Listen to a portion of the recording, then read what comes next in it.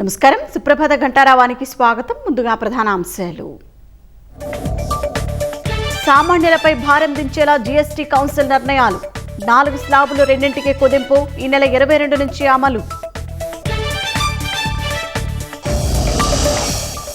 విలాస వస్తువులపై జీఎస్టీ 40% వడ్డన.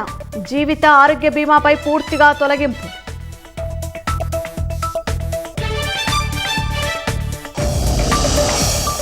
రైతుల ముసుగులో రాజకీయాలు చేస్తే సహించేది లేదన్న సీఎం. యూరియాపై తప్పుడు ప్రచారాలు కట్టిపెట్టాలని హెచ్చరిక.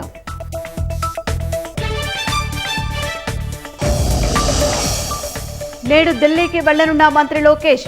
పెండింగ్ ప్రాజెక్టులపై కేంద్ర మంత్రులతో చర్చలు.